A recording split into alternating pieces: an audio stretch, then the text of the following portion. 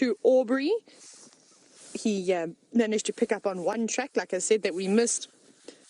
And then he checked Sandy Patch Road, where I think he'd spotted them and they were on the move. But they are now, we're quite close to Triple M. We're not too far away. And I can see 1, 2, 3, 3 lionesses so far, and I can even see a big Birmingham. Should we show you the big Birmingham? I also don't know how many cubs there are because there are a carpet of cubs at the moment, and it's very difficult to tell one end of the line from the other. We'll just sneak through over here. Hi, girls. Hello. Hello. Oh, sorry, David, I forgot about the roof for a moment there. Let me try this again. There we go. Just got to turn the nose a bit. Whoop. Hello, big lion. Now, who have we got here? Does this look like... This looks like it's probably Tinyo, doesn't it? Let's see. Has he got a scar on the side of his face? No, don't go behind the guarri tree now. Come back. Come back, please. We'll tell you in a moment who it is. I suspect it doesn't look like Nkuhuma to me. It actually looks like it could be Tinyo. I could be wrong. Louise, what do you think? Who do you think this is? No comment. It is Tinyo. Yes, I'm getting really good at this now. So I wonder where Nkuhuma is. He must be around somewhere. Now, if you're wondering what that funny black bar is on your screen, it is the roof. We have got our rain covers on, and it's just forming a little bit difficult the way that these lions are sitting around us to try and get the best view of all of them. So we've tried to line the cubs up nicely, and Nkuhuma needs to stop moving around now. Not Nkuhuma, Tinyo. I meant to say Tinyo. And now he's going to sit down. 1, 2, I can still only see 3 lionesses, so we're missing 2. I wonder where they are. It's very thick, so they could just be sitting maybe a little bit further away. Hey, David, have you seen any more? No. But I'm sure that we don't need to worry about them. I'm sure that they're around somewhere. They always seem to be around. But the cubs look cold today. Very chilly, all cuddled up with each other. Oh, a couple of them having a groom. But it seems as though the cubs don't look like they really want to go anywhere. The lionesses, on the other hand, are up. And we'll see if they get a move on. There we go. They look keen. They look like they're hungry. You can see them listening to every little thing. There we go. She's smelling the air now, hoping to potentially pick up on the scent of an animal, perhaps a buffalo. Oh, she's walking right in front of the car. Hi, girl.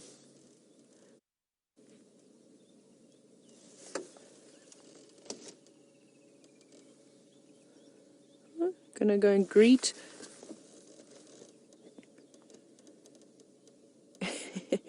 It's always funny how some days they seem to like each other more than others. Normally when they walk up to each other, they'll rub heads and do a big groom. But the lioness that's curled up under the tree, she doesn't look too impressed with anybody. Come on, guys, go and look for something to eat. Your little ones need to eat too. And it's unusual to see these Nkuhumas without bulging bellies after the drought that we've had. They definitely were very successful in benefiting from all the buffalo. I'm just going to lay on top of you, don't mind me. She snuck in there so quietly. And she does not look impressed, this other lioness on the right.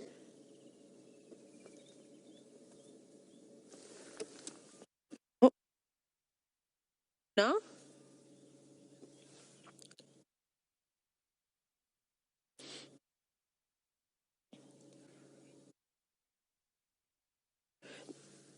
Now, something keeps grabbing these lions' attention off in the distance, sort of just further west of us. I don't know where... I don't know where Tinyo is going. I was just looking over my shoulder to see where he could go, where he's going for a moment. Maybe he's following Nkuhuma. Aubrey did say that there was some hyenas calling off into the distance. So perhaps they're heading that way now to go and follow up on what those calls are. But the lionesses, they're watching, but they don't seem to be as sort of distracted by that sound and sort of wanting to head over that way. So we'll just have to listen out very carefully. Now, Jason, you were wondering this morning if the private reserves go and collect lion bones to stop fueling the lion bone trade. I haven't really heard of any places doing that. It would be difficult here, of course, because it's such a vast area. So if a lion were injured and were to die somewhere, the chances of you coming across that carcass is quite small. And it depends. If it's a private reserve that has got a fence around it and it's only a few thousand acres of land, then it's a little bit easier to keep tabs on the animals. Then I'm sure that I think they would just really leave it out in the bush. I don't think it would bother them too much at all. It would be a nice thing to go past and actually have a look at. Whether they remove it and put it in a museum so that guests can see it, or if they just leave it to degrade naturally out in the bush, I'm not sure.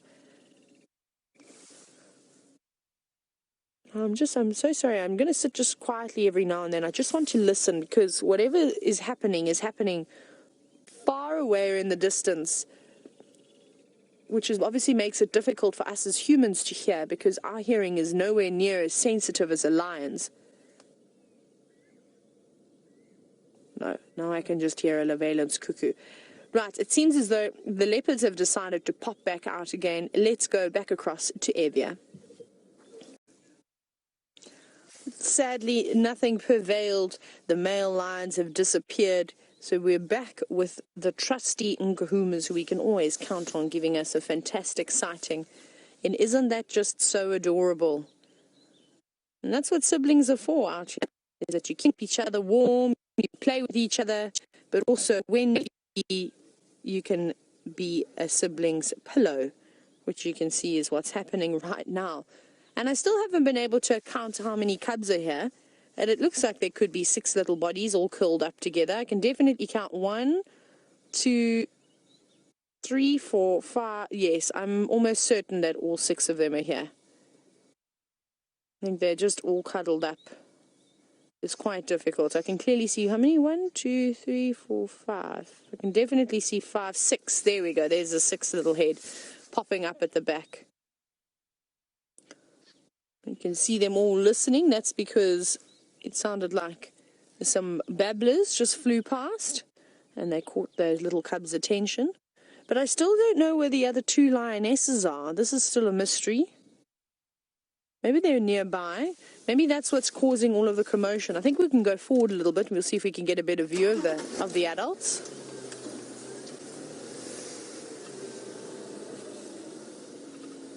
Hi guys. It's a bit tricky actually. There we go.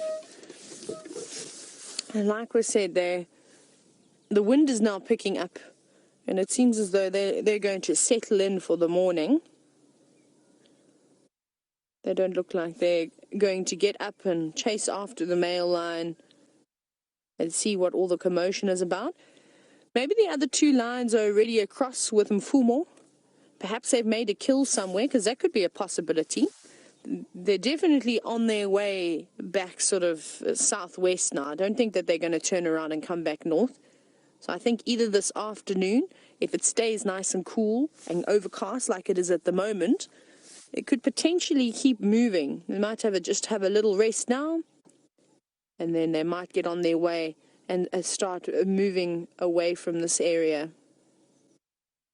Because I think last night with all the rain that was had, I think that they would have been up and down finding shelter. Oh, something's happening. Just going to listen very carefully.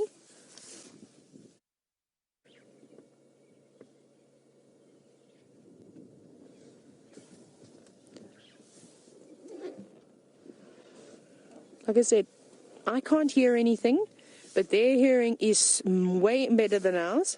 There we go, they're both up. We need to keep moving with them. I'm going to reverse out of here very quickly. Little cubs seem to be staying behind. We need to just do a quick turnaround And it opens up a little bit just around the corner, so we should pick up on them again. It'll just take a few seconds. Are you holding on, David? Yep. Now, I don't know if they've spotted something or if they've heard something, if it's what Mr. Tinyo was responding to that made him get up. Let's cut through here.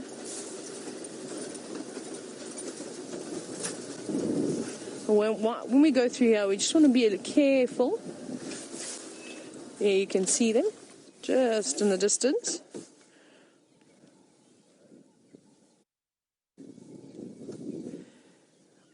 I think that they're hearing something. I think that they're hearing whatever's going on with Tinyo, wherever Mfumo is, and the other lions that were heard calling sort of around Simbambili, Arathusa side. I think that's what they're listening to. And I think I'm actually going to try and go onto the Western channel and see if I can maybe pick up an update from them. We'll just listen to that radio for a little bit. But this is what's so exciting about safaris, is that you never know what you're going to see. And speaking of never knowing what you're going to see, can you see that bronze-winged courser dashing away? See, there's that sandy patch. It's just to the left of it. There it goes. Look at that. It's disappearing now. But these lions have obviously disturbed a bronze-winged courser. And I saw another one too. So I think there's a pair here. Maybe they have a nest on the ground underneath all these guarri trees that the lions are using to shelter themselves from the wind and the rain. And that probably wasn't a nice surprise, as these these bronze-winged coursers must have got such a fright. Now, you normally don't see them. They're more nocturnal than anything.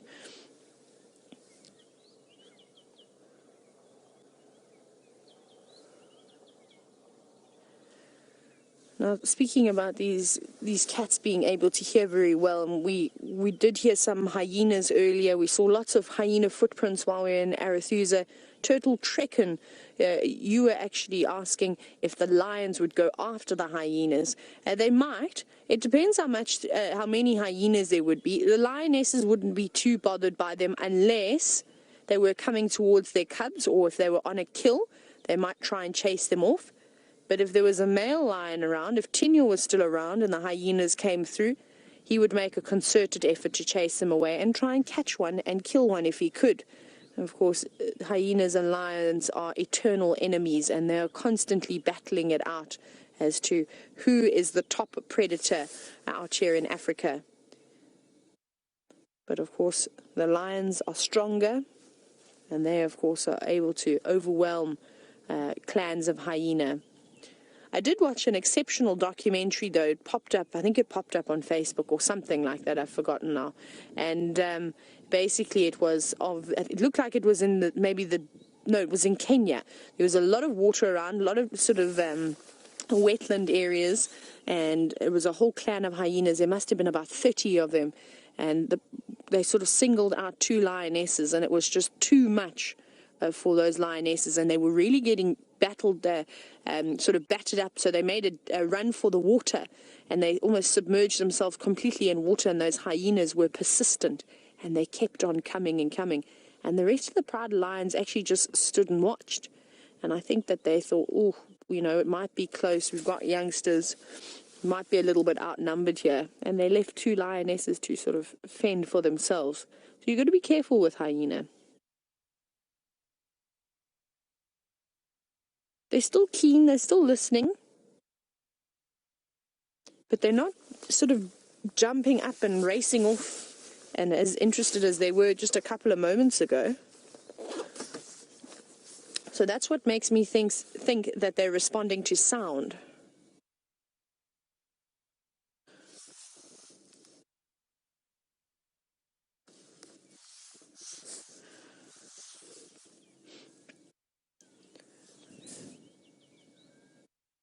It's like they're just waiting to hear another response, because you can, that little lioness is now sitting down.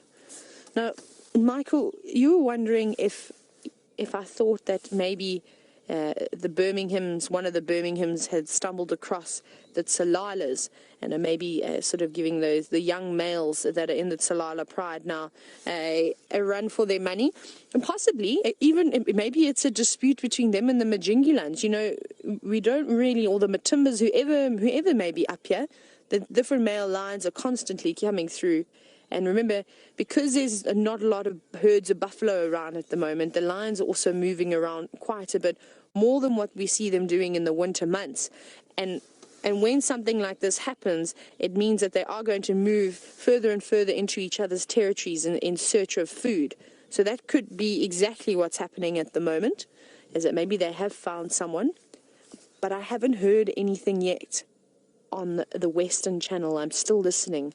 No mention of any lions just yet. Here we go.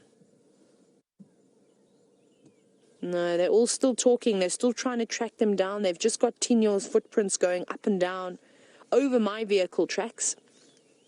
So he must have been moving through the thick vegetation while we were driving around there. We were either just ahead of him or just behind him as he was doing loops. And like I said, I'll keep listening. And if there is something exciting and it is on Arathusa, we will definitely shoot across. We're not far from the boundary at all. We're probably only 100 feet, if even that.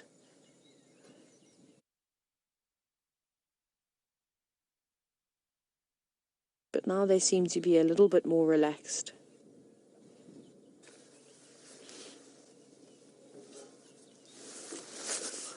And the sun is now breaking away the clouds, which is a little bit sad because I thought we were going to have the rainy weather for a little bit longer than just a measly 24 hours, because we didn't get too much rain. Oh, hang on, I can hear contact calling now. You can see how she's turned her head. Both the lionesses turned their heads. So somebody gave a bit of a grunt and or a groan, or it was either a contact call. It could be from that other lioness. I just want to give an update on our radio channel again. Our mobiles in Nkuhumas are still static, just off Vuyotela access, just west of a sandy patch, and then we're between Triple M and Vuyotela access. One unlock. Just want to see if there's anybody trying to get into the sighting. Rightio, let's go back across to James, who's on foot. We've still only got 3 lionesses, but we've got Mr. Tinyo, who's coming around the corner. I'm just going to duck my head very quickly. He's going to pop out behind this grey tree any moment. There he is. Hello, big boy. Sneaking up to the girls. You can always see them keeping a close eye on him. Oh, I wonder why they're eating so much grass today, because, you know, it's normally you'll see one lion munching on grass, but I've seen all three of the girls do it, and then now as well as him. So I wonder what's happening. You just, because you're so bad at catching buffalo now, you've just resorted to becoming a vegetarian now, Tinyo. I'm only joking. That's not the reason why he's eating grass. It's probably because he's trying to induce a bit of vomiting. Maybe there's something that they feasted upon that didn't quite agree with his body. But that is long grass, and I don't think you should be eating it. That's the elephant's grass. That's the impala's grass. You can't turn the proteins in grass into proteins that you need. Stop that at this instant. Look at him. And the rest of the girls have, well, they've gone back to sleep again. We probably won't hang around for too much longer. There's a couple of other guides that are going to come in the next few minutes, but we shall wait for them to get here, and then we will leave. Hi, boy. You can see he's eating it, but he doesn't really want to. David, I have a friend. Look here. I'm just getting distracted from the lines. Look what's on the... Not on the monitor. What do you call this thing? The gear. Lever. I've forgotten. Can you see the little spider? It's a jumping spider. Hello, jumping spider. Now I want to see if I can turn it into a circus jumping spider very quickly. Now these animals are amazing. Watch this. Did you see that? Did you see my pet spider? No, spider, come back. Now, this is the only spider I'm not scared of. Look, look, look. Watch, watch. Jump. Jump. Jump. Jump, spider. There. Yeah. I don't know why they do it, but they're the most amazing little creatures. Is when you give them an object to jump onto. We'll see it once more just to see if it does work. Jump. David, isn't that just the coolest trick you've ever seen in your life? Only spider I'm not scared of. Oh no, I lied. 2 spiders. Wall crab spider, those flat ones, and then of course the jumping spider, because they do tricks. No, come, I want to put you, I want to release you. Now, I think I've obviously accidentally caught the spider while we were coming through some of the... No, jump, don't bite though. Jump. No, not onto my... No, not down to my legs. I'm sorry, David. I'm just trying to release the spider now. Jump. Yes. Get out. No. He's just going to live with me now. Yes, you guys keep watching the lions while I let me try and capture the spider. Come out, spider. You don't want to live in the car. Or maybe you do this. It's actually probably a good spot for a spider to live in these vehicles because of all of the little... It's gone under my seat now. He just have to eat all the bugs and things there. But it is a nice spot, especially when the lights, if you're having lights on at night, it obviously attracts lots and lots of insects, all those driver ants, the alates, and those types of things. So I suppose it's a good spot. I just don't want to squash it. And I think the lions were wondering, what on earth was I doing at one point? Because they're now, well, they were staring at me. They're now going back to sleep. I wonder if they can understand us. I always think about these things to myself, and then, well, I make the silly mistake of saying them out loud. And I have some strange thoughts every now and then, just weird questions that I wish I had the answers to. And you can see lionesses don't seem to be bothered about too much as to what's going on sort of west of where we are. But occasionally, Tino keeps glancing back and having a look. He was just a moment ago, he was just looking behind him. And that's important as a male lion, is to be as vigilant as you can. Also keep listening out for any sounds. He's twitching his lip a little bit. See there? Just listening. And he must be able to hear so much more than what we can. I would love to have a lion's eyesight at night for one day or for one evening, and then also their hearing. I just want to imagine or feel what it must be like to have sort of, and to us it would probably feel like superpowers. Our senses would be so sharpened.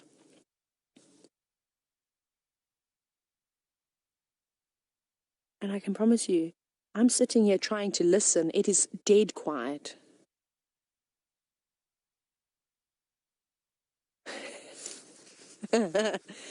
X-Ranger, you say that I need a top hat, a stool, and a whip because I was born for the circus.